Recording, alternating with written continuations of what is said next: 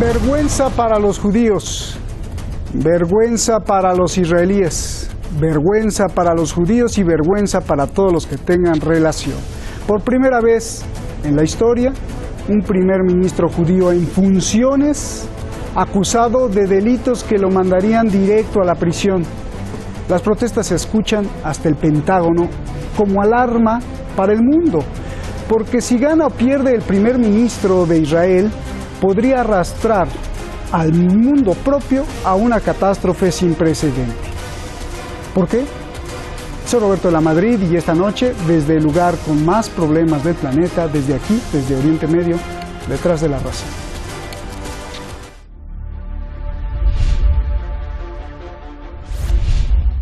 Primero enfrenta el grave problema de no poder formar gobierno. Y ahora, además, su muerte política la tiene enfrente. Fue acusado de fraude, sobornos y violación de confianza. Es el primer ministro de Israel, Benjamin Netanyahu. La Fiscalía del Régimen de Israel lo ha acusado e imputado por 3 casos diferentes para comenzar un proceso formal. הוא יום קשה ועצוב מבחינת הציבור בישראל ומבחינתי באופן אישי. זאת מאחר שקבלת מתנות על ידי נבחר ציבור בהיקף של מאות אלפי שקלים במסגרת מעין קו אספקה שיטתי שמתקיים באופן רצוף לאורך שנים היא דבר חמור. En el primer caso se le acusa de recibir lujosos regalos ilícitos de millonarios valorados en 260.000 euros a cambio de favores. Carísimos puros, joyas, viajes y champán francés. En otro caso, se le acusa de llegar a un acuerdo con el diario Yediot Ahronot para debilitar al diario rival Israel Hayom. A cambio, el primer ministro habría pedido publicaciones que lo cubriera de bondad. Pero el más grave de todos es el caso 4000. Netanyahu es acusado de hacer favores al gigante de la telefonía Saúl Elovich, accionista mayoritario del grupo Bezek. A cambio, el primer ministro habría pedido otra gran cobertura de buena imagen en el portal Walla para él y su esposa. La pena podría ser de 10 años de cárcel. Netanyahu niega todo.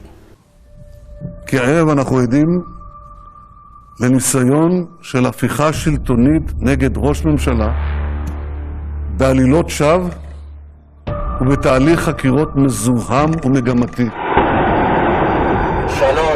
Esto preocupa al mundo, la guerra. Al estar acorralado y además ser un belicista para salir del pantano, Netanyahu podría estar buscando una excusa para lanzar un ataque. Contra Gaza, contra Siria, contra el Líbano, contra Irán. Análisis de la prensa del propio Israel reportan esa posibilidad.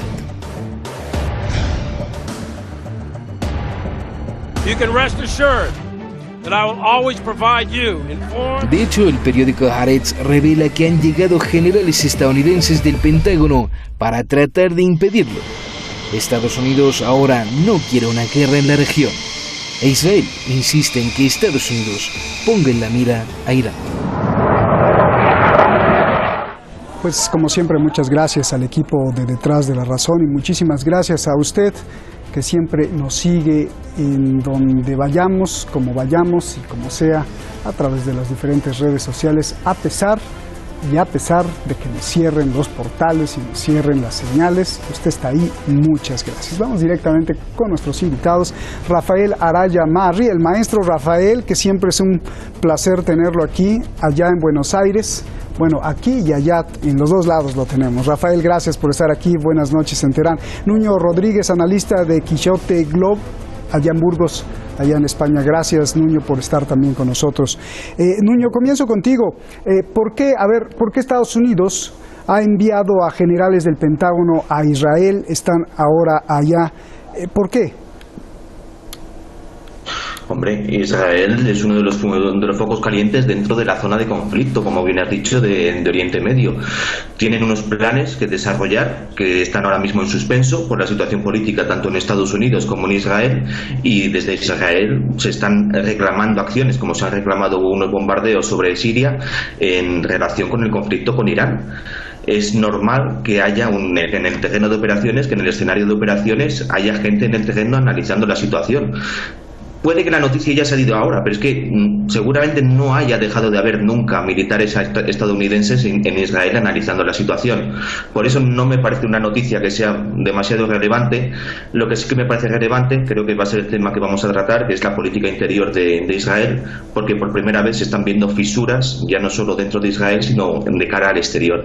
Y eso puede que sea lo más importante dentro del panorama, dentro del escenario de conflictos de Oriente Medio en estos momentos. Bien, sí, yo te lo pregunté en cuanto a la conexión entre las posibles, como se dice en México, patadas de ahogado de Netanyahu, que varios analistas consignan del propio Israel y del Pentágono, que podría en desesperación para salirse del pantano político, pues hacer un ataque para desviar la atención. Te lo pregunto a ti, Rafael, el hecho de que Netanyahu se está ahogando, ¿no podría ser algo muy negativo para toda la región? Belicista, como siempre, en Israel, lo que decía, están preocupados. De hecho, Estados Unidos ha enviado a estos generales, uno de los máximos el domingo se reunió. ¿Qué piensas? ¿Es imposible esto? Más cuando también en las últimas semanas los militares de Irán están en máxima retórica advirtiendo al enemigo que ni se les ocurra. ¿Qué piensas? Roberto, buenas tardes, te saludo ahora oficialmente, digamos. Roberto, yo creo que un tigre acorralado va a hacer cualquier cosa con tal de preservar su propia integridad. Hemos visto cómo dentro del propio Likud comienzan a verse ciertas fisuras del partido de Netanyahu, comienzan a verse ciertas voluntades que tienen como orientación apartar al primer ministro actual, Benjamín Netanyahu, de su rol para que exista, digamos, lo más probable de cara a unas nuevas elecciones, la posibilidad de poder competir sin la sombra de un Netanyahu absolutamente acorralado, perseguido por la justicia, que convengamos también, no es el primer caso que se da en el Estado de Israel. Recordemos que el ex primer ministro Ehud Olmert también estuvo preso exactamente por casos de corrupción, el ex presidente Katzab preso por violación o por intento de violación, por acoso sexual. Entonces también tenemos una tónica que nos marca la categoría moral de la dirigencia israelí, que evidentemente rompe con toda regla ética, digamos, con tal de mantenerse en el poder. Y yo no vería descabellado que estamos en un punto de peligro extremo de que Netanyahu, a la luz de los conflictos internos, pueda buscar una excusa externa para poder seguir convalidando el poco poder que le resta al interior del Estado de Israel y de alguna manera pasar por alto de esta manera el juicio que están llevando a cabo y poder, digamos, tal vez permanecer un tiempo más en el poder como primer ministro, Roberto. Eso que temes sería traducido, ¿no? Hablando con nombre y apellido, ataque, ¿no? Ordenar sería un ataque, tú lo enumeraste muy bien, ¿no? Podría ser un ataque a Hezbollah, podría ser un ataque a Siria e incluso cometer la enorme torpeza de avanzar con un ataque sobre la República Islámica de Irán. Yo no lo descarto, Roberto. Bien, ahora sí te pregunto, Nuño, ¿qué significa para la región? ¿Qué significa también para las cuestiones internas de Israel que Israel esté en caos político? ¿Es positivo, es negativo? ¿Cómo lo ves, por favor? Pues precisamente por la propia naturaleza de la situación, yo creo que es bastante complicado que la guerra interna, la fuerte guerra interna que tiene Israel en estos momentos vaya a ser solventada con un ataque exterior o con una cortina de humo con unos terceros actores. En estos momentos Israel está sufriendo un ataque de guerra política dentro de su propio territorio. El Partido Conservador está siendo atacado por las diferentes fuerzas, tanto estatales como no estatales, dentro de su territorio, y es la primera vez que esto está pasando en Israel. Por esa razón, la naturaleza de exterior de Israel en la región no puede verse comprometida como se podía haber comprometido impunemente anteriormente. Ahora mismo tienen que solventar sus diferencias dentro, tienen que volver a conseguir una estabilidad parlamentaria, una estabilidad política, una estabilidad presupuestaria. Van a tener otra vez que conseguir una estabilidad con un país como Estados Unidos, que está sufriendo exactamente los mismos problemas, está sufriendo una parálisis política que está siendo creada por agentes exógenos a las administraciones y al Estado.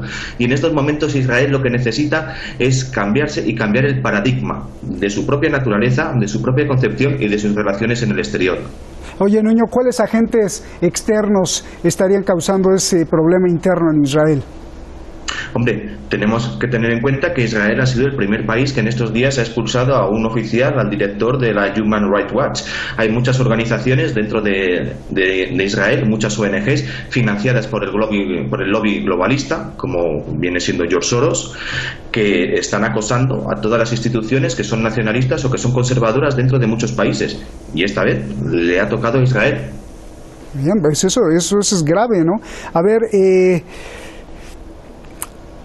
antes de entrar a esto, yo te pregunto, Rafael, el Consejo Supremo de Seguridad Nacional de Irán, a través de Ali Shamjani, dice que esto es positivo porque significa el colapso de Israel. ¿Qué piensas tú? ¿Está colapsando Israel? ¿Se está hundiendo Israel? Yo no sé si es el colapso, me parece un poco un concepto muy amplio para calificarlo así, o un poco determinante. Yo creo que sí. Israel está mostrando fisuras que no son menores, está mostrando una profunda incapacidad de recomponer su política interna a partir del proceso de elección de un primer ministro, y ha caído en una parálisis que obviamente entrampa su propia política interna, arrastra con ello a toda la situación que se da con el pueblo palestino en los territorios ocupados básicamente, e imposibilita cualquier perspectiva de que pueda haber definiciones políticas tanto hacia adentro como hacia afuera por parte de Israel, Roberto. Recordemos que Benjamín Netanyahu además tiene 3 carteras a su cargo, 3 ministerios, y no está pudiendo en la práctica cumplir con ninguno de los roles para los cuales él tomó esos ministerios a su cargo. Entonces, esto es un proceso de degradación de la política interna israelí que nos ha mostrado eternamente que es entre comillas, la única democracia de Oriente Medio, y vemos, digamos, que está entrando precisamente en un estado de descomposición donde las fisuras comienzan a ser cada vez más evidentes, Roberto. Bien, Rafael Nuño, regreso con lo que tú dices, que creo que es muy importante. ¿Por qué en este momento se le acusa? Porque después de 3 años de investigación, justo es en este momento. ¿Por qué la sociedad israelí mantendría a un corrupto como su primer ministro? O lo de ser corrupto, Nuño, pues es lo de menos. Es probable que, como decías tú, más bien las dos bandas estén peleando por el poder. Netanyahu por un lado y los Ehud Barak por el otro lado, también incluido Soros. No en vano los escándalos de Jeffrey Epstein, ¿te acuerdas? El pervertido sexual traficante de menores que tenía lazos con muchos presidentes y que Netanyahu acusó a Ehud Barak, y ahora esto podría ser un revés. Por favor. Por supuesto que lo que es la corrupción, entendida en unos niveles pues más o menos pequeños, más o menos lógicos, corruptelas entre diputados, entre grupos políticos, entre medios de comunicación, no es una razón ni mucho menos importante a la hora de ejecutar el poder. Todos los presidentes, todos los grupos de poder, o sea, tienen corruptelas mayores o menores. Lo que pasa que se guardan, se analizan, se reservan para el momento oportuno, y es este el momento en el que los enemigos de Netanyahu han decidido que hay que actuar. Quieren un cambio de gobierno en Israel, quieren cambiar la agenda tanto interior como exterior de la política israelí, y necesitan anular la presidencia de Netanyahu, y necesitan una parálisis política dentro de Israel. Está sucediendo en muchos lugares a lo largo y ancho del globo en este mismo momento. Hay parálisis políticas en muchísimos países. Y la mayoría, sí tiene el mismo patrón. Siempre son casos de corrupción abiertos a última hora, con unos jueces que han salido, digamos, como espontáneamente de la nada, con acusaciones que venían de hace años y que resulta que ahora tienen que ser dirimidas inmediatamente, que no pueden esperarse. Es algo demasiado extraño como para tomarlo en consideración, y más sobre todo teniendo en cuenta que las acusaciones ahora mismo que hay sobre Netanyahu pueden ser unas acusaciones que podían ser sobre cualquier empresario, sobre cualquier político de segunda división a lo largo y ancho del globo, y que todos ellos siguen ejerciendo su autoridad sin ningún tipo de problema. Esto está claro que es una guerra interna que viene por dentro y que son problemas que le están sacando desde dentro de la propia naturaleza de Israel, desde el propio sistema jurídico, para bloquear el sistema político. Como te digo, está sucediendo en muchos países. España en estos momentos también tiene una parálisis política debido más a la aritmética parlamentaria que a temas judiciales, pero es algo que casualmente, demasiado casualmente, está sucediendo en muchos países ahora, a día de hoy. Bien, a ver, Rafael, la misma pregunta al ver cómo, porque el problema no es Israel, el problema es la red mundial, Rafael, al ver cómo se desvelan casos como el señor Epstein de perversión, tráfico de menores, imagínate, y luego lo suicidan, por decirlo así, y luego Ehud Barak está involucrado, Netanyahu está involucrado, George Soros. Yo te pregunto, Rafael, ¿quiénes están peleando por el poder israelí y cómo intervienen aquí sus redes de corrupción, su poder económico de la banca mundial y sobre todo y más que todo sus creencias y su misticismo de construir el templo de Salomón sobre la mezquita Al-Aqsa? Por favor.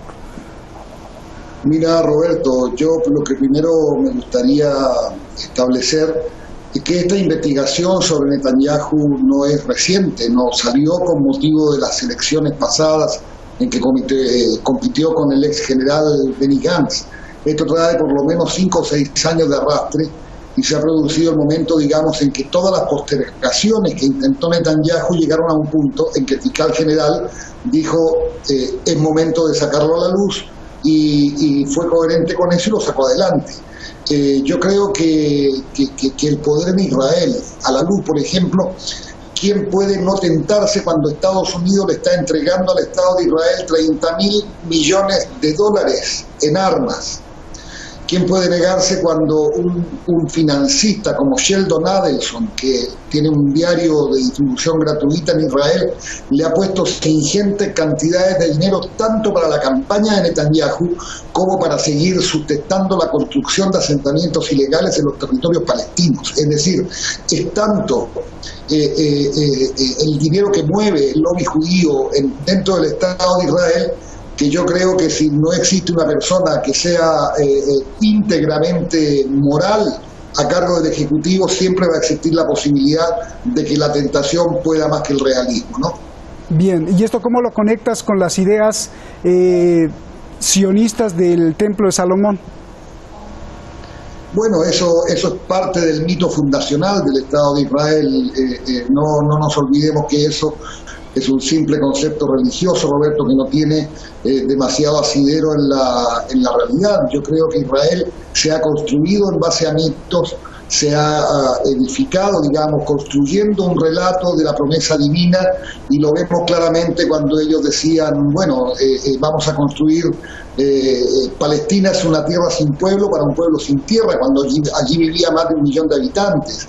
Es decir, el Estado de Israel ha hecho del desierto un vergel, cuando en realidad roba el 86% de los recursos acuíferos de Palestina. Entonces, todo esto no es más que un relato, que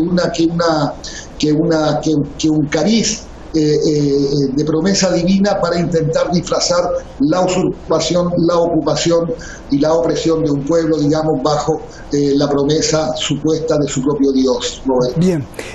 Nuño, ¿cómo un colapso en la cúpula de Israel podría cambiar el balance de fuerzas y relaciones políticas mundiales, sobre todo de las 5 potencias? Estados Unidos, Rusia, la Unión Europea, China, todos están metidos ahí en Israel e intervienen y convergen. Israel tiene contactos fuertes, muy profundos, en términos económicos principalmente, en términos de investigación y otros tipos de acuerdos con las principales potencias del mundo. Y estamos hablando de un país que en términos geográficos es excesivamente pequeño para estar metido con todas las grandes potencias. Hay que tener en cuenta que la naturaleza de Israel viene pues muy seguramente en la mayoría del apoyo que está recibiendo de Estados Unidos. Y a colación con lo que se estaba diciendo antes, muy seguramente la crisis interna que está sufriendo Israel a día de hoy viene de una división interna dentro del lobby judío en Estados Unidos. Muy seguramente los problemas que están habiendo ahora mismo en el Parlamento de Israel sean una resolución, un problema que se está arrastrando desde otro lado, de una concepción diferente de qué tiene que ser Israel, qué tienen que ser las naciones, cuáles son las relaciones que tiene que tener con el resto de naciones. Ahora mismo, si se cambia la política, si se cambia la agenda política que hay en Israel, está claro que va a haber un cambio radical en la política de Oriente Medio. Un cambio radical en la política de Oriente Medio puede llegar a ser una reafirmación de los valores de las potencias que ahora mismo se están considerando como enemigas, con lo cual siempre va a haber gente en contra dentro de Israel, dentro de Estados Unidos y dentro de otros países. No vamos a engañarnos tampoco. O sea, esta situación también le conviene a mucha otra gente. Pero ahora mismo, si Israel cambia su agenda, si cambia la naturaleza de su propia concepción, de su propia relación con sus vecinos, muy seguramente acabemos forzando un mundo multipolar en el que nos estamos ya de facto, pero que tendrá que resolverse, que tendrá que dirimirse de una manera administrativa, de una manera institucional, antes o después. Oye, Nuño, a mí me preocupa, por ejemplo, que se le ocurriera porque a cada rato bombardea y viola el espacio aéreo de Siria, Israel, por orden de Netanyahu, pero que haga un ataque pues ahí brutal, y que Rusia, que defiende a Siria, se haga a un lado, así como se hizo un lado en Bolivia cuando Rusia reconocía a Evo Morales, pues hoy ya reconoció Rusia a la autoproclamada presidenta. Entonces eso nos habla de que nada está dicho, ¿no, Nuño? Israel es un actor de facto en el conflicto de Siria. En un principio se hablaba de especulaciones, los primeros ataques aéreos no se sabía bien si habían sido hechos por la aviación israelí, si habían sido hechos por otros actores, pero como he comentado previamente, ya a día de hoy Israel ya está reivindicando acciones militares dentro del territorio de Siria. Obviar eso es querer obviar la realidad. Ya está habiendo graves operaciones dentro de Siria. De la misma manera que hay otros actores que están operando. También Irán está teniendo intereses dentro del conflicto de Siria. Turquía ha pasado la frontera con su ejército. Dentro de Siria hay muchísimos actores que ya no son simulados, ya no son conspiraciones, ya no son idealismos. Están de facto luchando en el terreno y están de facto teniendo un papel en el campo de batalla. Bien. El conflicto de Siria, igual que toda la política de la región, tiene que cambiar de paradigma y se tiene que cambiar la visión de los actores sobre el terreno, porque si no se tiene una visión realista de lo que está sucediendo, todo lo demás son especulaciones vanas. Bien, a ver, Rafael, a mí lo mismo, me preocupa mucho que Netanyahu ataque Siria, que Rusia, al ver lo que hizo con Bolivia, que prefirió reconocer a la autoproclamada presidenta y desconocer a Evo por el litio, pues también se haga un lado y deje que ataque a Siria y entonces se incendie otra vez Oriente Medio terriblemente. ¿Cómo ves todo este colapso de la política israelí y cómo ves que efectivamente, como dice Nuño, lo que pasa en Israel puede cambiar las cosas, sobre todo con Rusia? Yo veo que cada vez se hace más patente, Roberto, que las grandes potencias no se mueven por amistades, sino por intereses. Yo creo que lo que a Rusia le interesa con su presencia en Siria y en otras áreas de Oriente Medio es consolidar una situación de alta influencia sobre la región. Yo creo que Rusia ya demostró en el terreno sirio sus capacidades militares, su capacidad de movilización tanto de tropas como de equipo. Está diciendo, aquí estoy, pero no asumió ni va a asumir un rol activo, por ejemplo, respondiendo directamente a los ataques israelíes o avanzando. Es inimaginable pensar en un avance ruso militar sobre el Estado de Israel, porque a Rusia lo que le interesa es que prevalezca su área de influencia y poder jugar con un rol de mediador o de interceder entre las partes para lograr la Pax que ellos quieren en la región y seguir teniendo intacta esa área de influencia, Roberto. Pues te agradezco mucho. Ahí nos quedan muchas preguntas en el tintero. ¿Qué pasaría si Bernie Sanders gana la presidencia de Estados Unidos y ordena que una mitad del presupuesto militar enviado a Israel sea para los palestinos, tal como dijo Bernie Sanders? Imagínate cómo cambiarían las cosas. Gracias. Gracias, Rafael. Es un placer, como siempre, maestro Rafael, con mucho respeto. Nuño, muchísimas gracias por estar aquí. Buenas noches. Se nos fue rapidísimo el tiempo. Mañana no se pierda el programa. México es un manantial, ¿de qué cree? De terroristas. Los terroristas invaden México. Bueno, eso es lo que dice Donald Trump. El problema grave no es que esté bromeando, ni tampoco si los narcos son verdaderos terroristas, sino que hay una ley especial en Estados Unidos, la ley 104-132, con la que se autoconceden el derecho de atacar a otros países. Dice textualmente: el presidente de Estados Unidos debe utilizar todos los medios, y digo todos, incluida la acción encubierta y la fuerza militar, para destruir a los terroristas en el extranjero. Además, podría castigar a los países que hospeden a terroristas. Esto es la guerra, ¿no? Trump planea declarar a los narcotraficantes mexicanos como terroristas. Y entonces, luz verde, ¿no? ¿Qué pasará mañana aquí en Detrás de la Razón? Buenas noches.